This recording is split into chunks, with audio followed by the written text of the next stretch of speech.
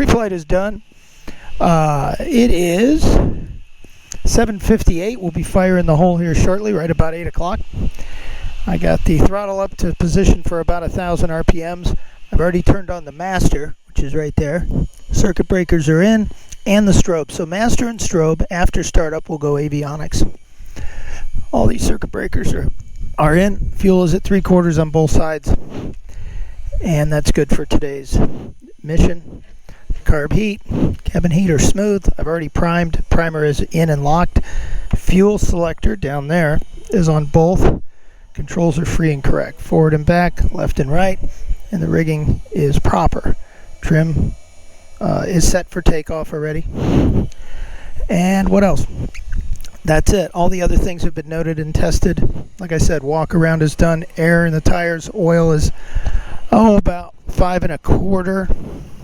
Flaps actuation is good.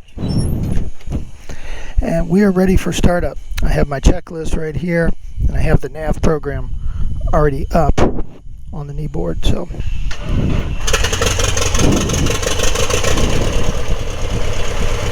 alright, we'll get her idling around 1100, 1200 till she smooths out. We'll go ahead, avionics master, get that on. We'll go ahead and get ATIS in as 126.5.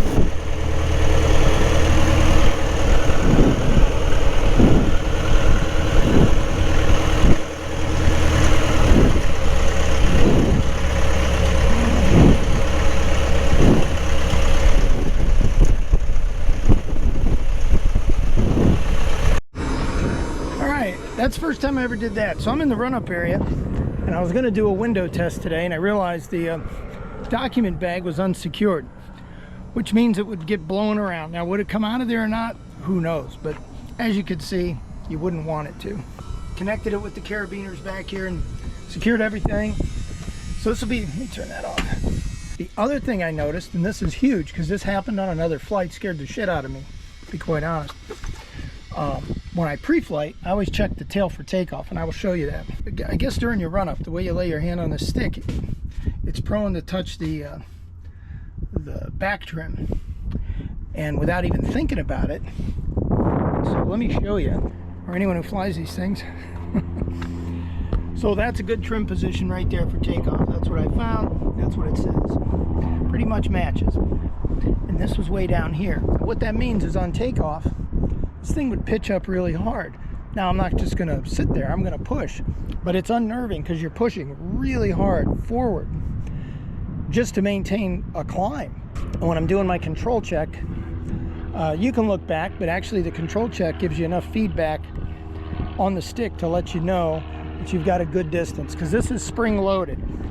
So in all quadrants, back, left, right, there's no unusual resistance. When you go forward though, you hit the stop point, and you should only have about, I don't know, inch or two of forward spring-loaded movement.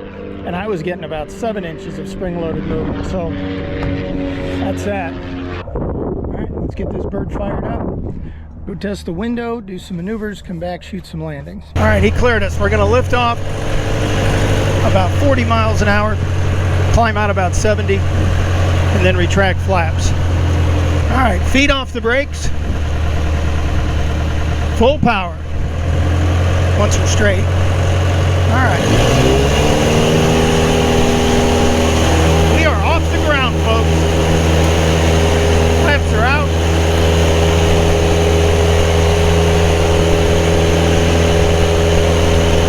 Climbing out at 70. 7 straight. We're at almost 1,000 feet. 1,900 feet a minute. All right, I was able to get the window open. I'll show you how that works. I was able to get it closed, open. Works real nice. Not even a lot of wind in the airplane. I'm thinking the left window is the way to go. There's a lot of commentary about the right creating turbulence and doing all this stuff with the door open. This is pretty damn nice here. I won't do it today, but I could, I'll try landing with it like that sometime. I'm holding about 70, about 2,000 RPMs or so, maybe a little less. Holding 70, probably burning about 5 gallons an hour, I don't know. Carefree highway out there.